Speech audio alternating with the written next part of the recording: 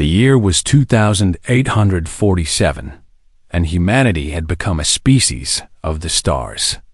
They had built homes on distant worlds, raised families under alien suns, and spread their children across the galaxy like seeds carried by the wind. Among all their colonies, New Eden was special. It sat in the Vega system, a green and beautiful world with blue oceans and gentle seasons. 30,000 people called it home, and at its heart stood the largest school for children outside of Earth itself. Commander Daniel Carter had served in the fleet for 28 years. Now he ran the defense grid of New Eden, a quiet job for a man ready for peace. He had chosen this posting for one reason. His daughter Sophie, 12 years old with her mother's brown eyes and his stubborn spirit, attended the academy here. Every morning he watched her walk through the garden path toward her classroom.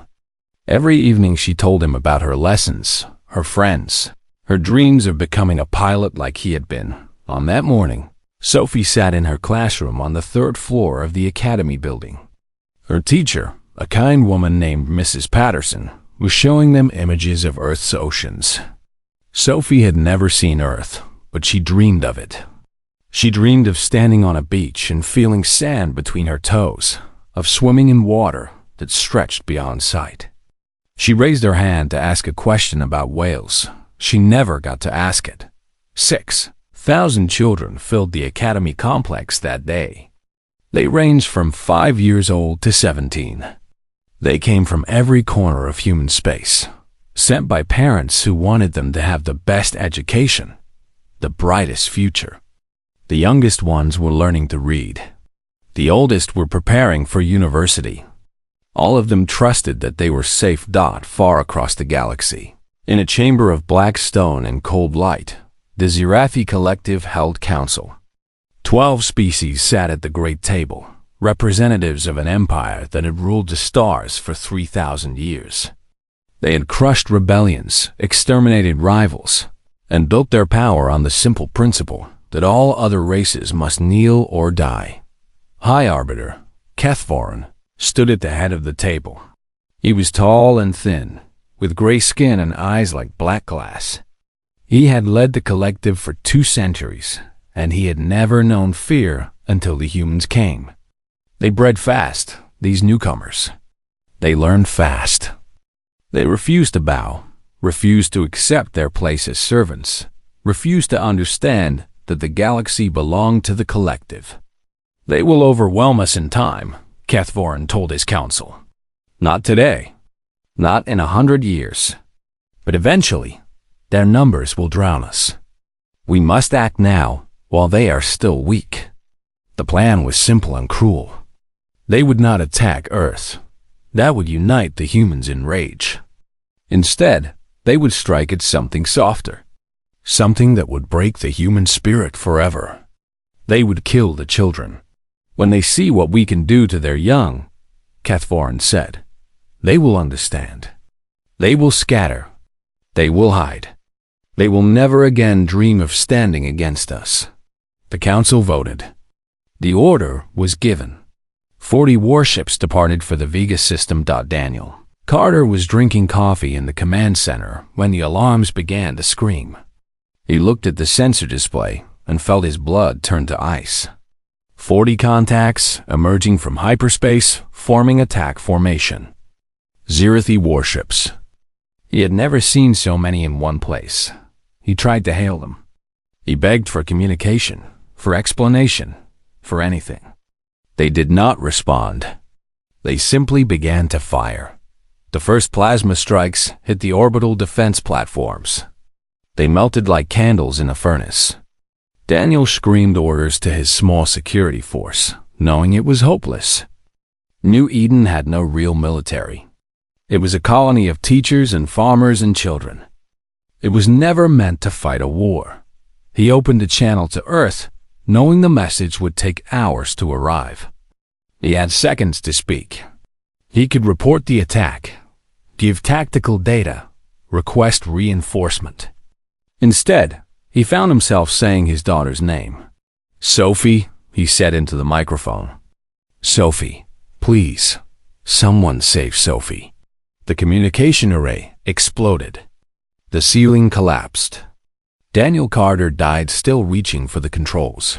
Still trying to send one more word dot in her classroom, Sophie Carter heard the explosions. She saw the sky turn orange through the window. Mrs. Patterson gathered the children, tried to lead them to the shelter, but there was no time. There was never going to be any time. The Zerathi had planned this carefully. They hit the academy first. The building came down in fire and thunder. Sophie had one moment to think of her father, to hope he was safe, to wonder if she would see Earth's oceans in whatever came after death. Then there was only light and heat and silence. The bombardment lasted 3 hours. The Zerathi were thorough. They burned the cities and the farms and the forests. They turned lakes to steam and mountains to rubble. They made certain that nothing lived, that nothing could ever live there again. When they finished, New Eden was glass. The green world had become a tomb of black stone and gray ash. 30,000 humans had died. 6,000 of them had been children sitting in classrooms, playing in schoolyards, dreaming of futures they would never have. The Zerathi fleet departed without landing, without taking prisoners, without leaving any message. They did not need to explain. The dead would speak for them. The galaxy would see what happened to species that challenged the collective. High Arbiter Cathforan received confirmation of the mission's success in his chamber. He smiled, a rare expression for his species. "Now they will learn fear," he said to his advisors. "Now they will break." He was wrong. He was so terribly, catastrophically wrong. He had studied human history, but understood nothing of it. He saw a young species, barely 3 centuries among the stars, and assumed they were soft. He did not understand what humans did when their children were threatened. He did not know that the protective fury of human parents was not a weakness to be exploited, but a force that could shake the foundations of the universe. Message from New Eden reached Earth 14 hours after the attack ended. It reached the desk of Admiral Nathan Cole, commander of Unified Fleet Command. He listened to Daniel Carter's final words. He watched the satellite footage of the bombardment. He saw the before and after images of the Academy complex. Then he began to make calls, and humanity began to wake. Admiral Nathan Cole had served humanity for 40 years. He had fought pirates in the asteroid belts, negotiated treaties with alien merchants, and commanded fleets in border skirmishes. He thought he understood war. He thought he understood loss. Then he listened to Daniel Carter's final transmission, and he realized he had understood nothing. He played the recording 7 times. Each time, the desperation in Carter's voice cut deeper. This was not a soldier reporting an attack. This was a father begging someone, anyone, to save his little girl. Cole closed his eyes and saw his own grandchildren, safe on Earth, playing in the garden of his home. He imagined them under bombardment, crying for help that would never come.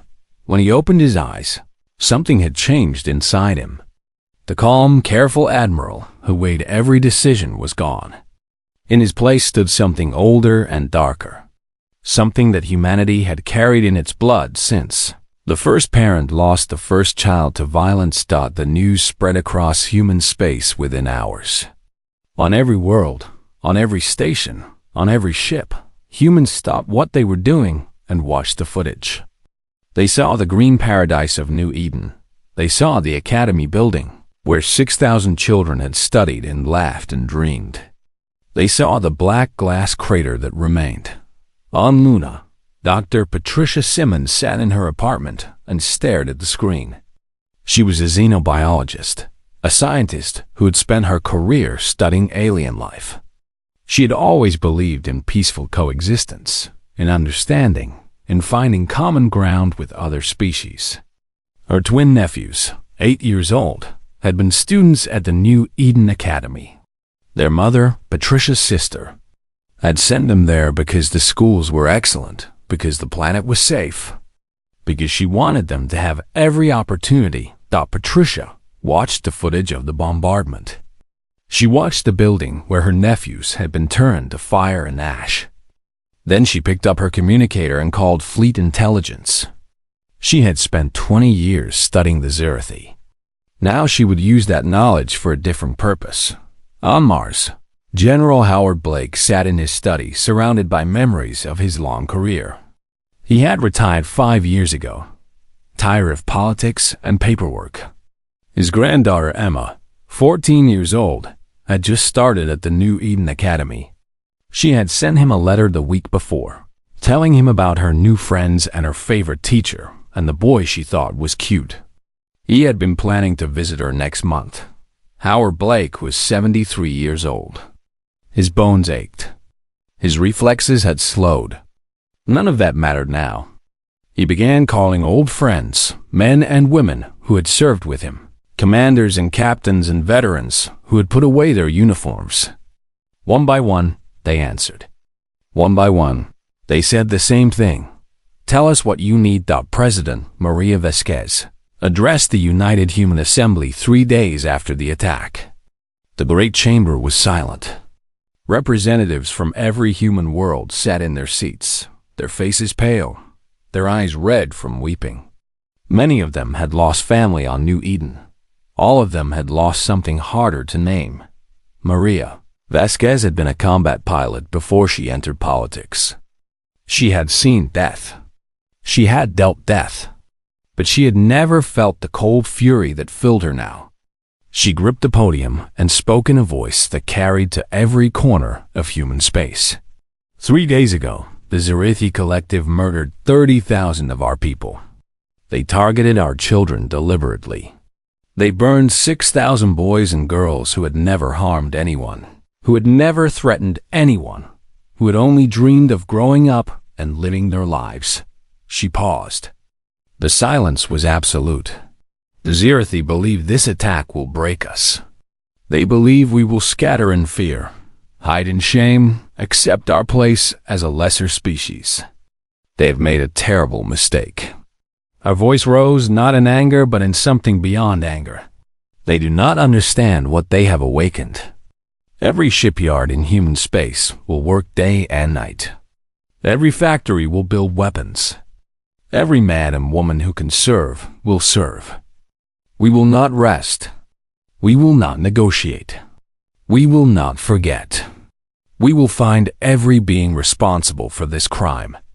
And we will teach the galaxy a lesson it will remember for 10,000 years. She leaned forward, her eyes burning into the cameras. To the Zirathi Collective, I say this: you killed our children. Now you will learn what human parents do to those who harm their young. We are coming. And we will not stop until justice is done. The response was immediate and overwhelming. Enlistment centers across human space were flooded with volunteers. Young and old, rich and poor. People from every background and profession lined up to join the fleet. Factories that had made consumer goods switched to producing weapons and ships. Scientists abandoned commercial research to develop new technologies. Corporations donated entire fleets of transport ships. Admiral Cole was given command of what they called the Vengeance Fleet. The name was chosen carefully. This was not about defense. This was not about strategy. This was about making the Zirathi pay for every child they had killed. Cole spent months building his force. He recruited the best officers, the most skilled pilots, the brightest engineers. He worked with scientists to develop new weapons, shields that could resist Zirathi plasma, missiles that could penetrate their defenses. He studied everything humanity knew about the collective, looking for weaknesses. Dr. Patricia Simmons joined his staff as Chief Intelligence Analyst. She brought her knowledge of Zirathi culture and society, her understanding of how they thought and what they feared. She worked 18 hours a day, driven by the memory of 2 8-year-old boys who had called her Aunt Patty and loved chocolate ice cream. General Howard Blake came out of retirement to serve as Cole's strategic advisor.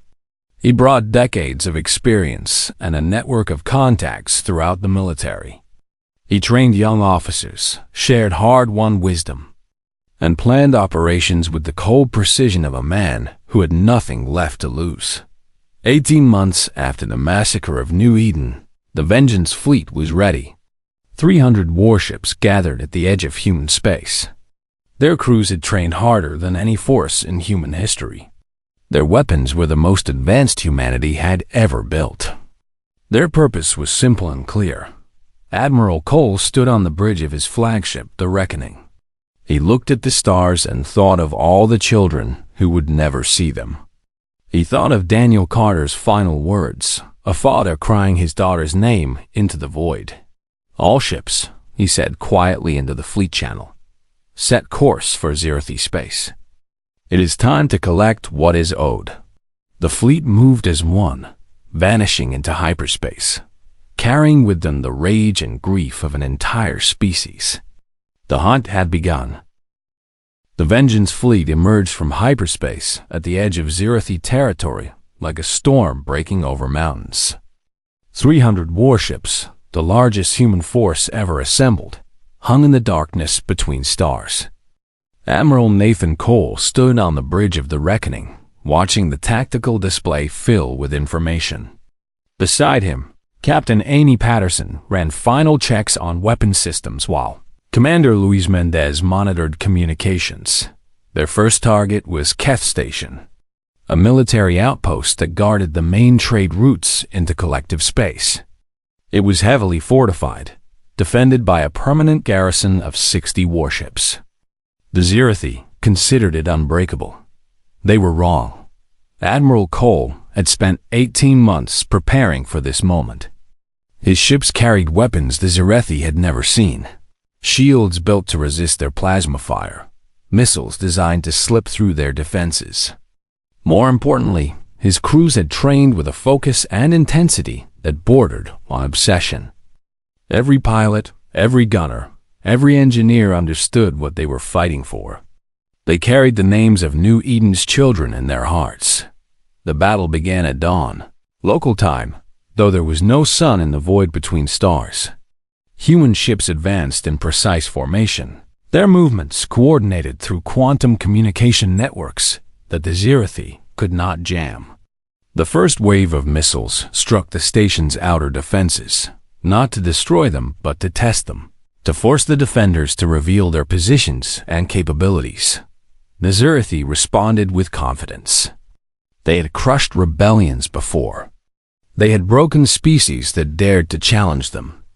They expected these young, primitive humans to fight with passion, but without skill. The second wave taught them otherwise. Human ships split into attack groups, each one targeting a specific section of the defense grid. They moved with speed and coordination that the Zerthi could not match.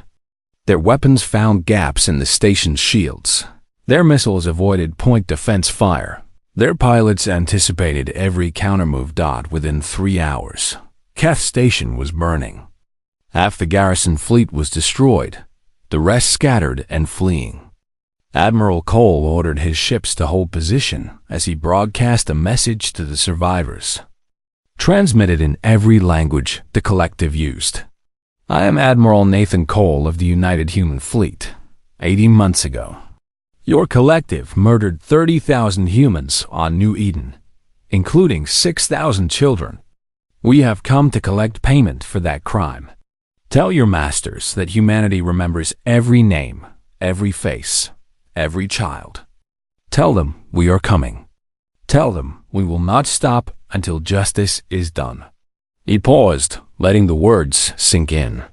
"Any ship that stands aside will be allowed to leave. Any ship that fights will be destroyed. The choice is yours." The message spread across collective space like fire through dry grass. Within days, every species in the coalition had heard it. The mighty Zerthi, the rulers of the galaxy, had been defeated in their own territory by the young species they had tried to crush. High Arbiter Keth Varn received the news in his chamber on Zereth Prime. He raged at his admirals, demanded explanations, ordered immediate counterattacks. But for the first time in his long rule, he felt something unfamiliar creeping into his hearts. Fear. Dr. Patricia Simmons had been right about the collective. It was not a true alliance, but a hierarchy built on intimidation. The 12 species obeyed the Zerathi because they believed the Zerathi were invincible. Now, that belief was cracking. She presented her analysis to Admiral Cole in his ready room, her voice calm despite the fire in her eyes. "The collective will break if we apply the right pressure," she said. "Most of these species joined because they had no choice. They fear the Zerathi more than they fear us. If we can change that calculation, if we can show them that the Zerathi cannot protect them, they will abandon the coalition." Cole nodded slowly. "What do you suggest?" "We do not attack their homeworlds.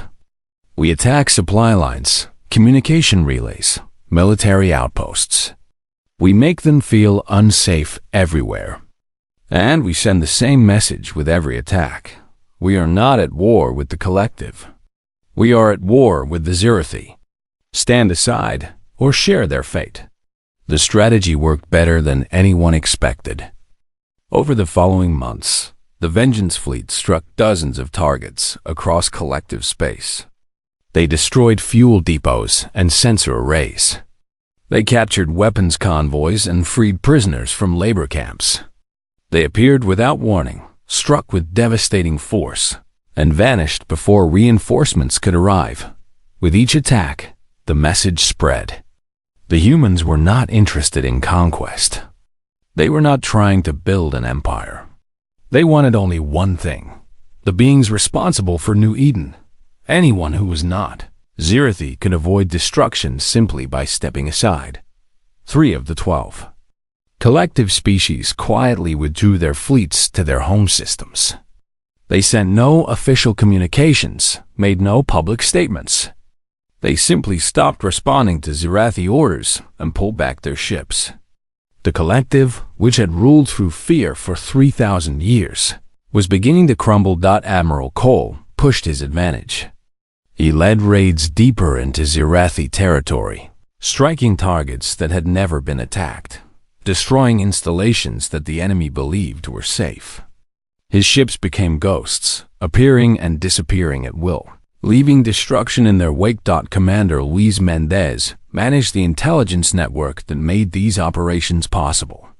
His agents had penetrated collective communications, recruited informants among dissatisfied species, and built a picture of enemy movements that was almost perfect.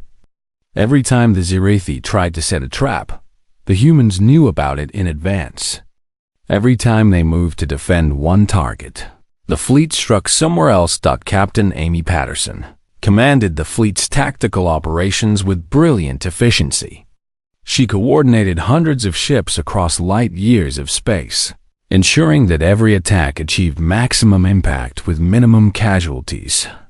Her pilots trusted her completely, and she repaid that trust by bringing them home alive. The Zerathi grew desperate. They gathered their remaining loyal forces for a massive counteroffensive. If they could destroy the human fleet in one decisive battle, they could restore their reputation and hold the collective together. If they failed, their empire would collapse. High Arbiter Keth Varn chose his target carefully. New Singapore, humanity's largest colony outside the Sol system, was also their main military production center. Destroying it would cripple the human war effort and send a message that the Zerathi could still strike at will. He assembled a fleet of 200 warships, every vessel he could gather from the remaining loyal species. He planned the attack personally, determined to redeem his reputation and crush the human threat forever. Admiral Cole received intelligence about the coming attack from 3 separate sources. He studied the reports, consulted with his officers, and made a decision that would determine the fate of both species. He would not try to defend New Singapore directly. He would use it as bait. The final phase of the war was about to begin. Admiral Nathan Cole stood before his senior officers in the war room of the Reckoning. The holographic display showed two targets: New Singapore, humanity's industrial heart, and Zereth Prime, the enemy homeworld. The Zerethi fleet was moving toward the first. Cole intended to strike at the second. "They are committing everything to this attack," he said, his voice calm despite the weight of the decision ahead. 200 warships, their best admirals, their elite crews. They believe destroying New Singapore will break our will to fight. They are wrong, but we can use their belief against them. Captain Amy Patterson studied the display with narrowed eyes. "If we pull the main fleet away, New Singapore will fall. Even with the evacuation complete, we lose the shipyards, the factories, the infrastructure. It will take years to rebuild." "Yes," Cole agreed. "But if we strike Zereth Prime while their fleet is away, we end this war. Their homeworld will be undefended. We can force their surrender or destroy their ability to make war. The choice will be theirs." The room was silent. Everyone understood what was being proposed. They would sacrifice New Singapore to win the war. Buildings could be rebuilt. Machines could be replaced. But the gamble was enormous.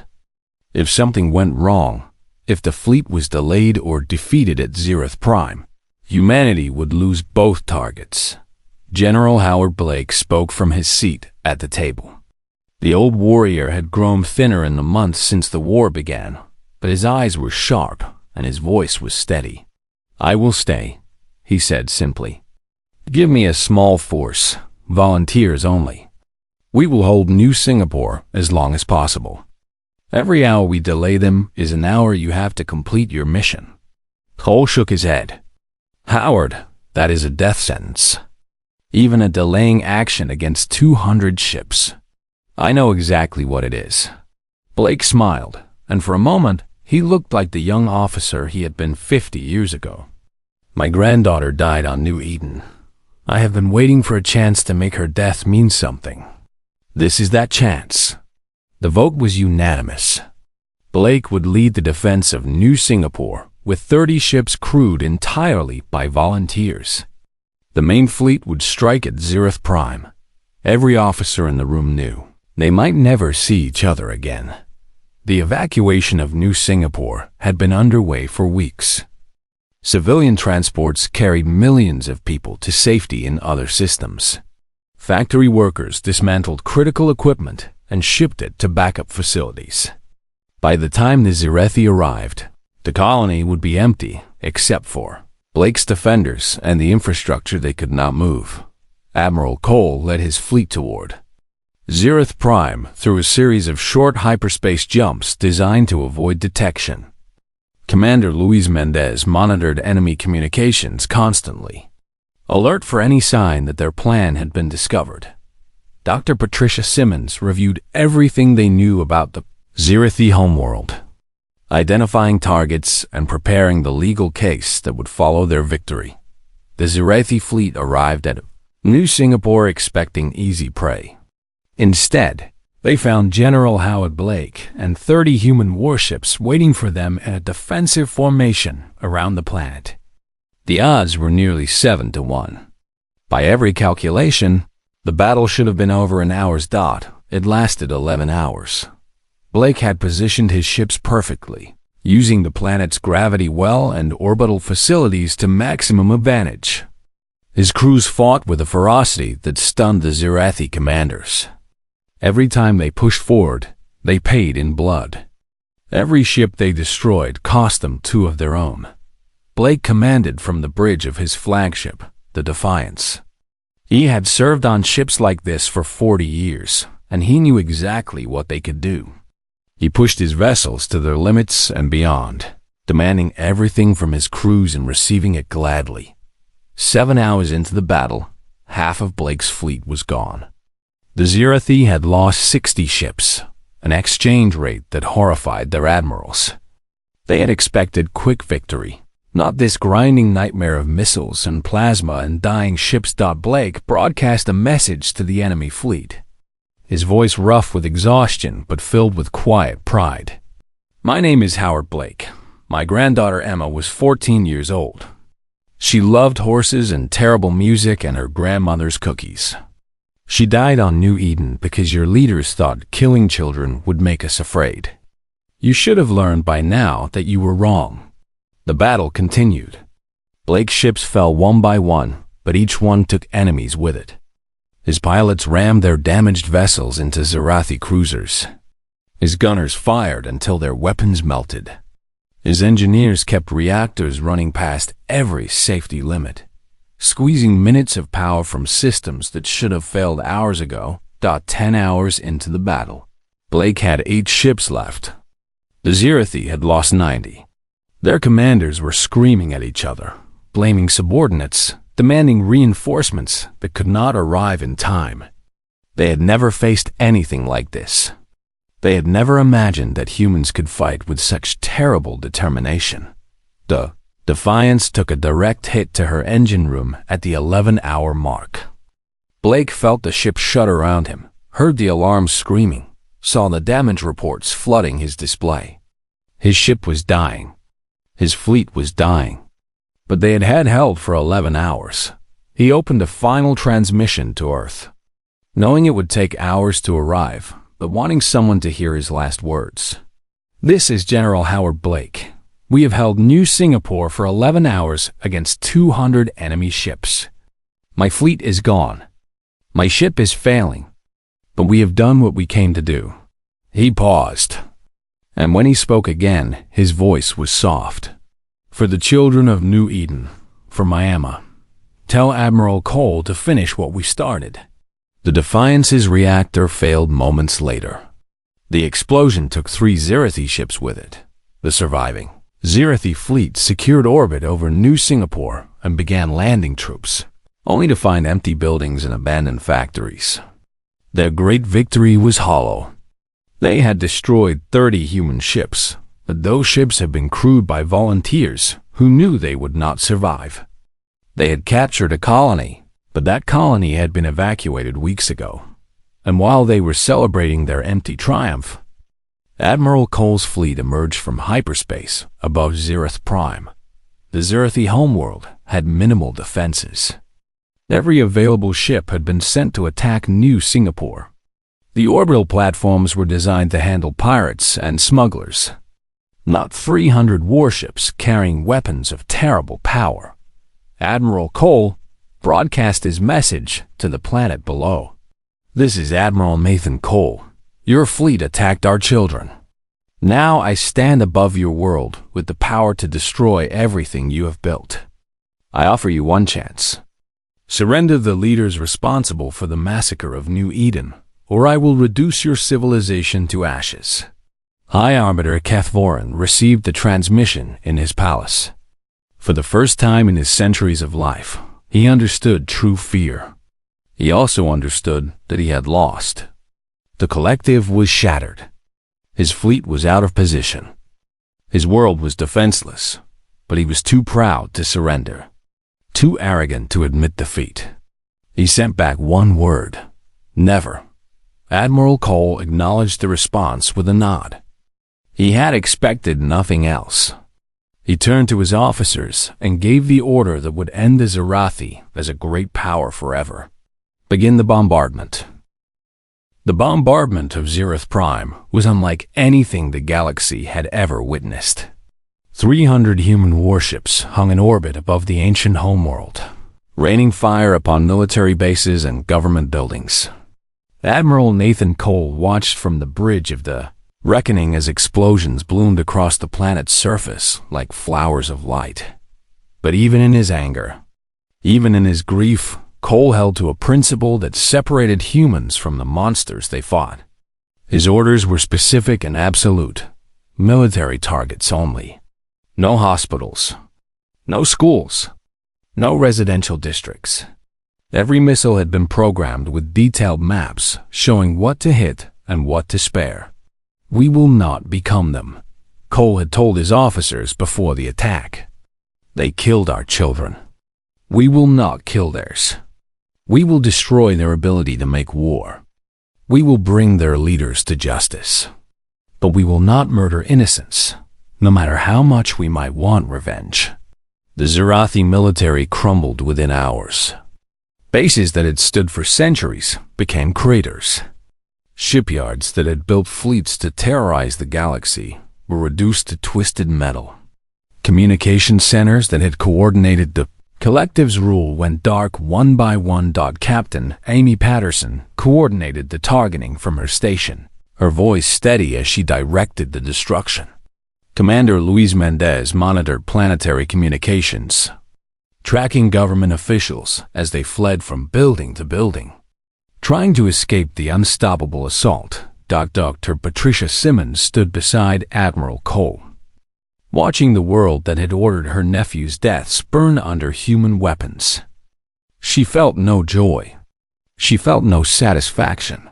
She felt only a hollow emptiness where her grief had been, and beneath that, a grim determination to see this through to the end. 72 hours after the bombardment began, the Zirathi government collapsed. Military commanders surrendered their remaining forces. Political leaders turned on each other, each one trying to blame someone else for the disaster. Citizens filled the streets of surviving cities, demanding peace at any price. High Arbiter Kethvorin was seized by his own guards and delivered to a human landing craft. He was brought aboard the Reckoning in chains. The ruler who had commanded the death of 6,000 children, now a prisoner facing judgment. The trial was held in a great hall on Earth, broadcast to every world in human space and beyond. Representatives from dozens of species watched, some who had been members of the collective, others who had suffered under its rule, still others who simply wanted to see how humanity would handle victory. Dr. Patricia Simmons served as chief prosecutor. She had spent 2 years preparing for this moment, gathering evidence, interviewing witnesses, building a case that would leave no doubt of guilt. She stood before the court in simple clothes, her voice clear and steady. The defendant is charged with ordering the deliberate murder of 30,000 human beings, including 6,000 children, she began. This was not an act of war.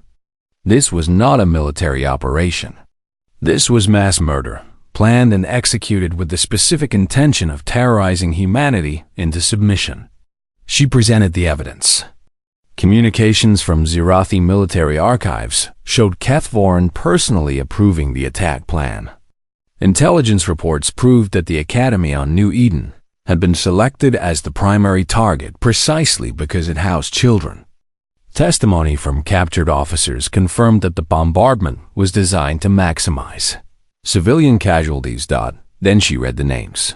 For 4 hours, Patricia Simmons stood at the podium and spoke the name of every child who had died on New Eden. 6,000 names. 6,000 children who would never grow up, never fall in love, never have children of their own. She spoke each name clearly, giving each one the dignity of being remembered. When she finished, the courtroom was silent. Even Kethvorin, who had sat through the proceedings with apparent indifference, seemed shaken. The verdict was unanimous. Guilty of crimes against humanity. Guilty of mass murder. Guilty of genocide. The sentence was death. Kethvorin was executed the following morning in a simple ceremony witnessed only by court officials and the families of victims. There were no speeches, no celebrations, no displays of triumph. Humanity had sought justice, not spectacle. But the work was not finished. Admiral Cole had promised that everyone responsible would face judgment, and he kept that promise. Over the following decade, human agents hunted down every military officer who had participated in the New Eden attack, every political leader who had approved it, every intelligence operative who had planned it. Some were found hiding on distant worlds. Others had changed their identities and tried to blend into civilian populations. A few attempted to fight, surrounding themselves with guards and weapons. It did not matter.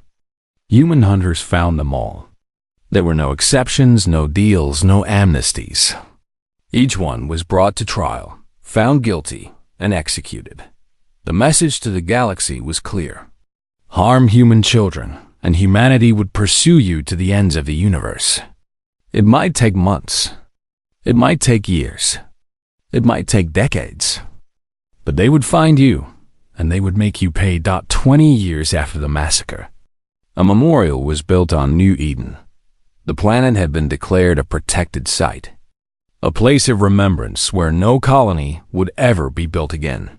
Human engineers had worked for years to restore some small part of its beauty, planting gardens and forests around the memorial grounds. The centerpiece was a wall of black marble, stretching for half a kilometer, bearing the names of everyone who had died. The children's names were carved in gold. At the base of the wall, an inscription had been chosen by the survivors' families. They thought our children's deaths would make us weak. Instead, it made us eternal. The galaxy now knows. Harm our young, and we will make your very name a warning to the stars. Admiral Nathan Cole, now 83 years old and long retired, attended the dedication ceremony. Captain Amy Patterson, who had succeeded him as fleet commander before her own retirement, walked beside him. Dr. Patricia Simmons, gray-haired now but still sharp-eyed, joined them at the wall. They stood together as the sun set over the memorial. 3 people who had helped shape the course of human history. None of them spoke. There was nothing left to say. Around them, families of the victims laid flowers at the base of the wall. Children who had been born after the war, named for aunts and uncles and siblings who had died, touched the golden letters of names they had never known but would never forget. In the years that followed, the galaxy changed. The Zirathi became a diminished species, their empire shattered, their reputation destroyed. The former collective dissolved into independent states that traded peacefully with humanity and each other. New alliances formed based on mutual respect rather than fear. And throughout the galaxy, among species that had once considered humanity insignificant, a new understanding took hold. Humans were strange creatures. They could be kind and generous, curious and creative. They built beautiful things and dreamed magnificent dreams. But if you touched their children, if you threatened their young, they became something else entirely. They became a force of nature, unstoppable and relentless. They would burn worlds and shatter empires. They would hunt you across the stars for 100 years. They would not rest until every wrong had been avenged. The children of New Eden had died in fire and terror, victims of a cruelty beyond comprehension. But their deaths had not been meaningless. They had awakened something in humanity, forged a unity that had never existed before, created a legacy that would echo through the ages. The galaxy remembered. And no species ever harmed a human child again.